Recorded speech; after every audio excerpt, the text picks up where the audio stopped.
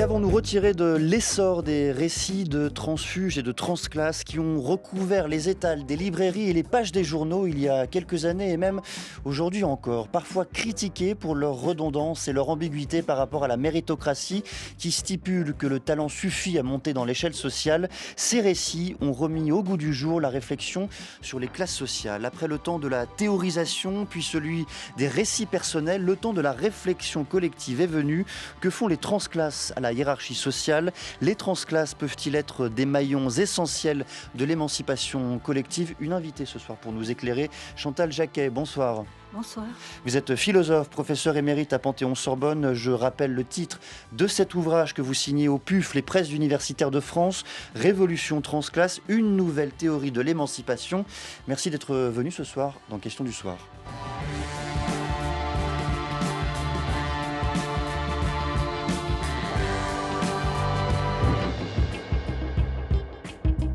Moi, quand je parle des classes moyennes, des ouvriers, je sais ce que c'est, j'en viens. Je ne parle pas de quelque chose que j'aurais appris dans des livres. Bon, c'est très émouvant pour moi. Mon père était un paysan, éleveur, tout petit éleveur. On avait une ou deux juments.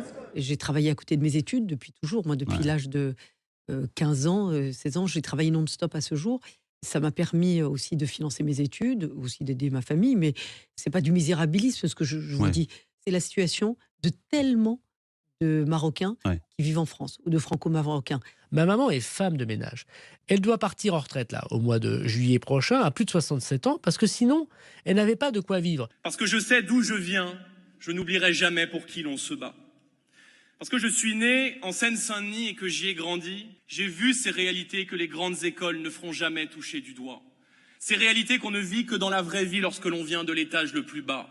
Vous avez reconnu toutes ces voix, Chantal Jacquet, Anne Hidalgo, François Bayrou, Rachida Dati, Gérald Darmanin et Jordan Bardella. On aurait pu prendre bien d'autres exemples. Pourquoi les responsables politiques, d'une façon générale, sans mobiliser directement la notion de transclasse ou de transfuge de classe, en tout cas mobilisent cet imaginaire d'une personne qui a traversé les classes sociales dans le temps?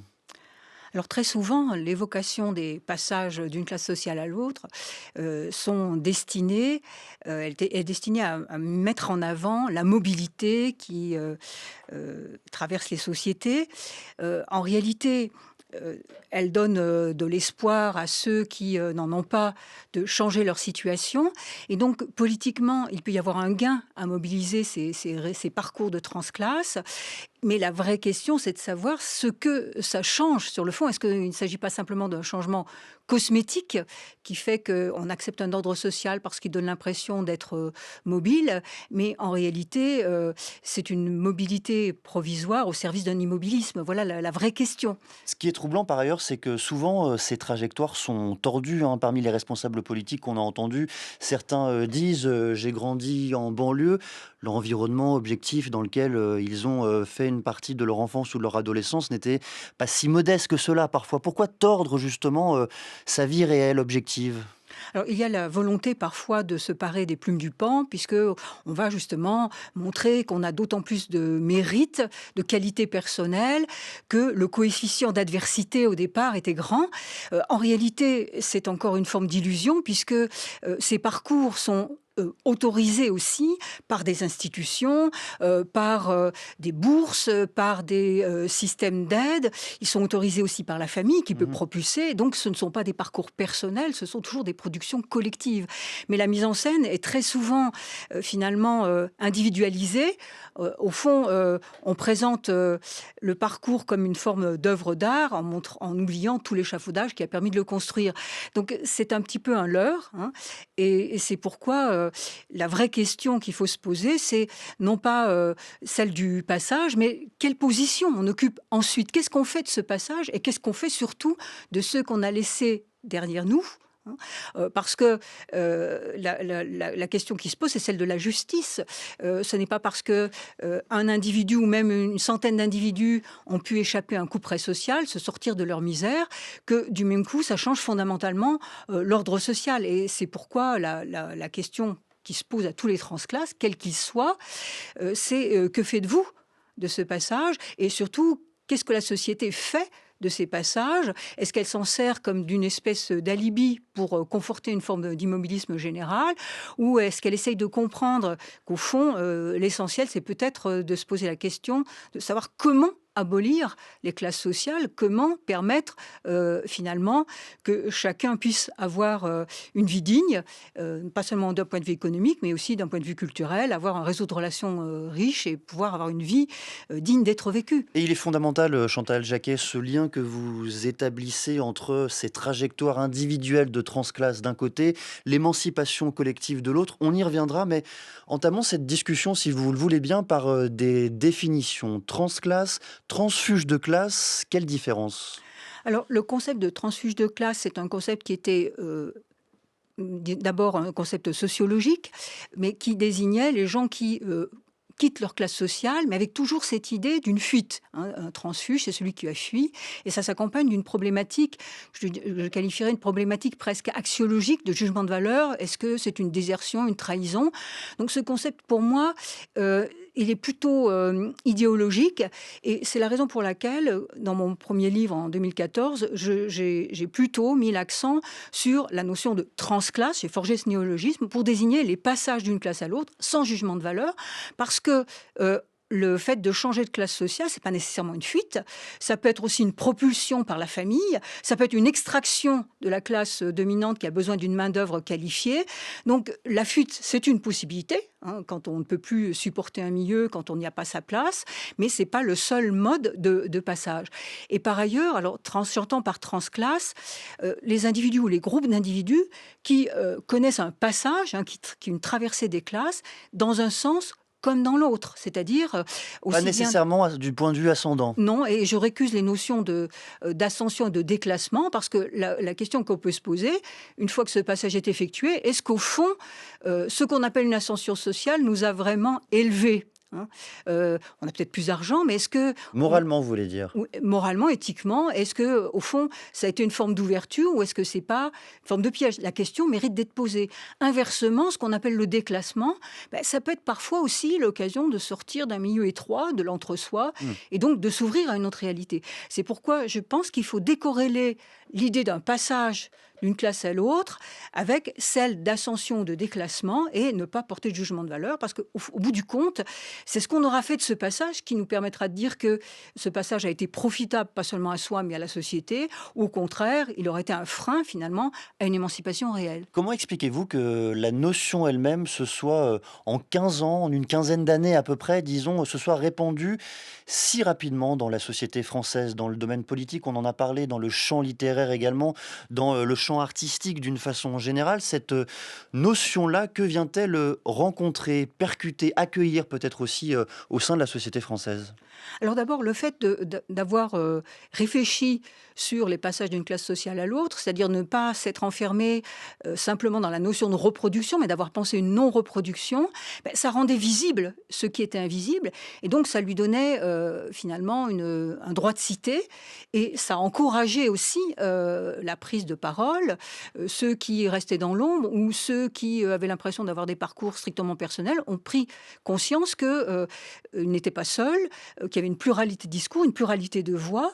Donc, ça a encouragé cette prise de parole. La notion a permis, je me permets de vous couper, pardonnez-moi, la notion donc a permis de créer du commun entre des personnes qui étaient peut-être éparpillées auparavant, qui ne réalisaient pas qu'elles avaient des trajectoires similaires? Effectivement, parce que très souvent, comme ces trajectoires sont relativement rares, chacun les vivait de manière isolée. Bon, il y avait quelques transclasses célèbres qui avaient pris la plume, mais le fait d'analyser les causes de ces parcours, les configurations qui les rendent possibles et les effets aussi, la difficulté de se positionner en changeant de place, l'identité un peu troublée, la question de savoir si on reste fidèle à son milieu ou si on le renie, ces questions-là sont devenues centrales.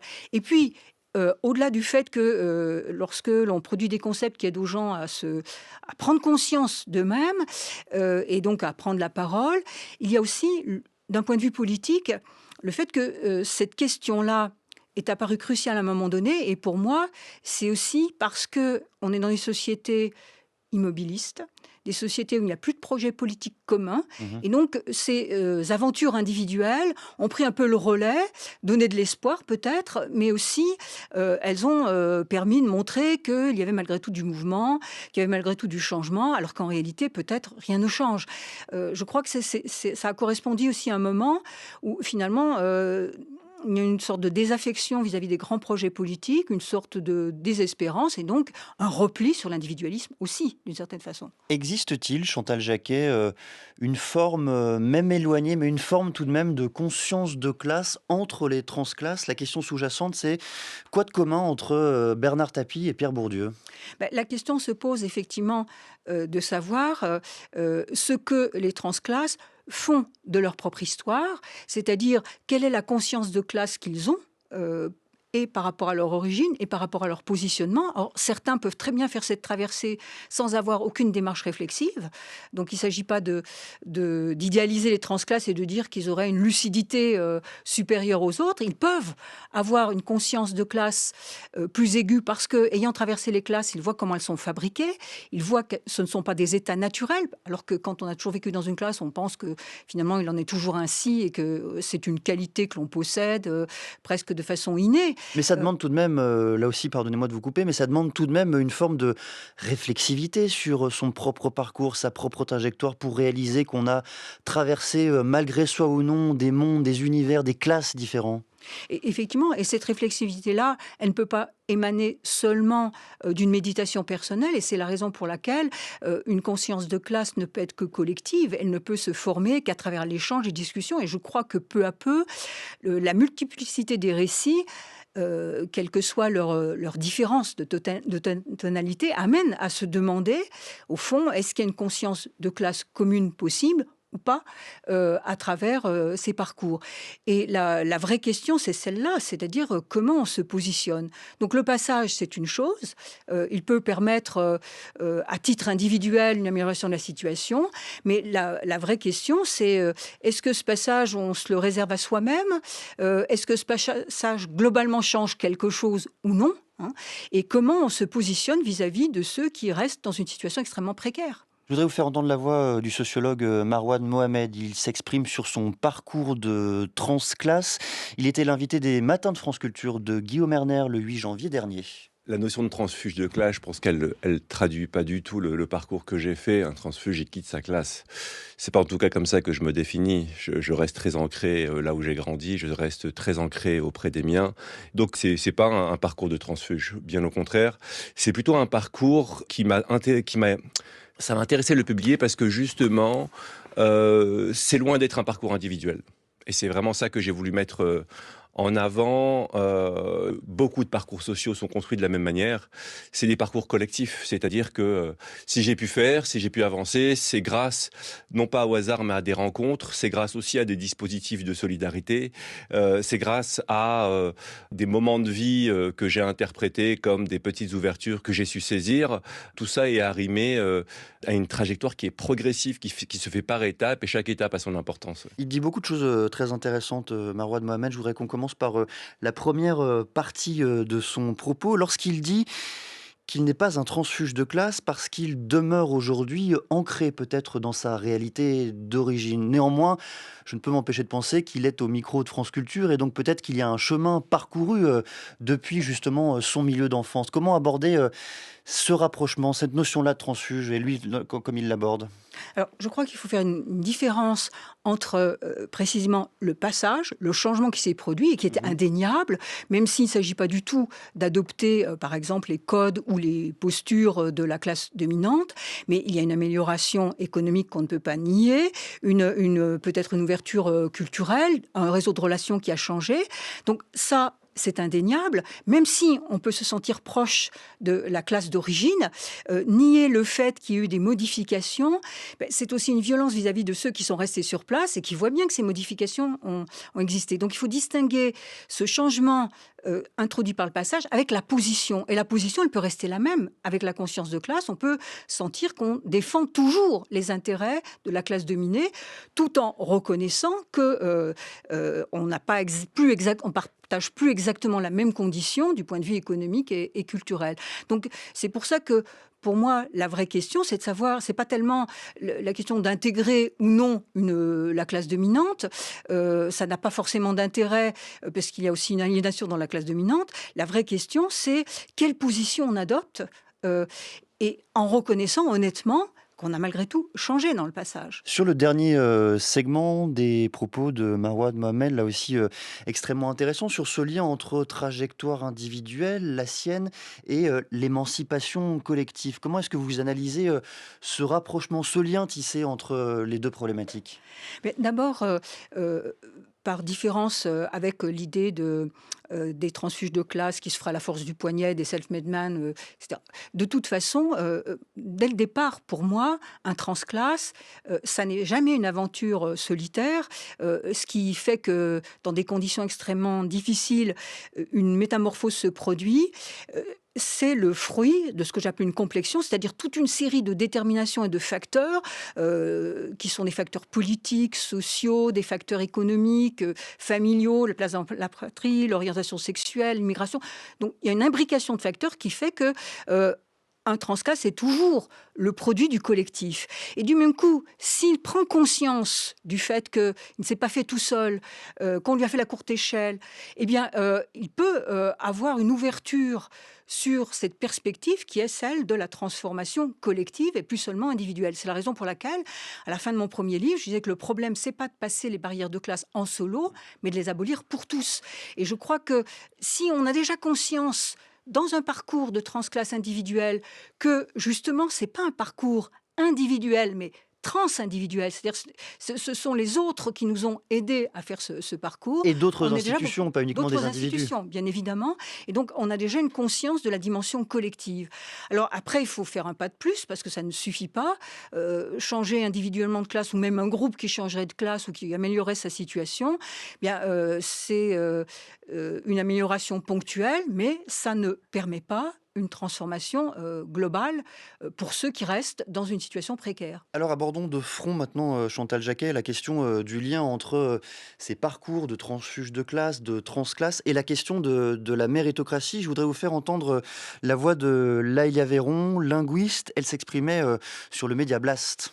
Au bout d'un moment, parlons du paradoxe. On a dit paradoxe des récits transfuges de classe. Le paradoxe de base, c'est quand même, pour certains récits estampillés à gauche, de dire « je veux dénoncer le déterminisme social, je veux dénoncer l'illusion de la méritocratie, donc en mode quand on veut, on peut, quand on travaille bien à l'école, ça va bien marcher ». Et je vous donne mon exemple de personne qui a réussi grâce à l'école, qui déjoue les lois sociales, qui a une exception, mais je ne veux pas être pris comme exemple de méritocratie. Au bout d'un moment, là, il y a un paradoxe de base. Est-ce qu'on peut vraiment dénoncer le déterminisme social en faisant le récit d'une exception sociale ? Qu'est-ce que vous pensez, Chantal Jacquet, justement, de ce paradoxe pointé par Laëlia Véron ? Est-ce que mettre la lumière continuellement sur ces parcours individuels qui, effectivement, traversent la société, est-ce que ça vient fragiliser la notion de déterminisme social ? Ça ne fragilise pas la notion de déterminisme social dans la mesure où on peut comprendre quels sont les facteurs qui ont joué pour modifier à la marge ce déterminisme social. Mais du même coup, il ne s'agit pas du tout de se centrer finalement sur les écarts par rapport au déterminisme social, parce que la vraie question, c'est qu'est-ce qu'on fait collectivement, et c'est pas seulement la responsabilité des transclasses, qu'est-ce qu'on fait collectivement pour déjouer ce déterminisme social ? Qu'est-ce qu'on fait pour que il n'y ait pas simplement quelques voix transclasses qui s'élèvent contre un ordre social injuste. Et c'est pourquoi la question peut être déplacée à présent, c'est-à-dire ces récits individuels sont intéressants dans la mesure où ils nous donnent des instruments pour comprendre comment le déterminisme social se modifie à la marge, mais il faut franchir un pas de plus pour comprendre comment on peut le briser d'une certaine manière. Ce que vous dites là, je le comprends du point de vue analytique, du point de vue aussi de la chercheuse qui travaille de manière approfondie depuis longtemps sur ce sujet, mais tout de même, dans l'imaginaire collectif, lorsqu'une myriade de récits de transclasse et de transfuges de classe apparaît, est-ce que ça vient pas affaiblir l'idée selon laquelle sortir de sa classe, c'est une chose difficile, s'extirper d'un déterminisme social, c'est une chose éminemment compliquée? C'est une chose éminemment compliquée, mais ce qui est frappant, c'est l'évolution qui s'effectue parce qu'il y a des transclasses qui adoptent une posture beaucoup plus collective, c'est-à-dire qui déplacent la question, et notamment par exemple l'association qui s'appelle Conscience de classe, pour montrer qu'il ne s'agit plus du tout de donner des modèles individuels à parcourir, de réussite sociale, mais parce que ça occulte le fait que pour la plupart des gens, mais la situation ne change pas. Donc ce rêve, c'est une sorte de songe creux, hein, et c'est pourquoi il me semble nécessaire de franchir un pas de plus. C'est-à-dire que s'il y a de l'intérêt dans les récits transclasses, c'est de nous montrer comment se fabriquent les classes et donc de nous donner des instruments pour comprendre comment aussi les défaire et pour pouvoir finalement incarner un espoir collectif d'une transformation et pas simplement de changement cosmétique, puisque ça ne change rien fondamentalement à l'ordre social. C'est pas parce que vous aurez un groupe qui aura franchi les barrières sociales que ces barrières sont abolies. Et c'est la raison Ça reste pour laquelle... des anomalies statistiques? Ça reste des anomalies statistiques. En France, c'est toujours 7 enfants d'ouvriers ou 7 enfants de chefs d'entreprise sur 10 qui connaissent la même trajectoire sociale que leurs parents. Donc il y en a 3 sans doute, mais ce n'est pas suffisant. Qu'est-ce qu'on fait de ceux qui restent et qui sont l'immense majorité? Voilà pourquoi je crois que la focale, et c'est pour ça que j'ai parlé de révolution plurielle transclasse, il s'agit de sortir de la dimension strictement individuelle pour promouvoir un espoir collectif de transformation. Je voudrais vous faire entendre la voix du juriste Kimberlé Crenshaw qui définit le concept d'intersectionnalité. Is a concept that describes the interaction between various axes of discrimination. C'est un concept qui décrit l'interaction entre différents axes de discrimination, comme la race, la sexualité, le statut d'immigrant ou le handicap.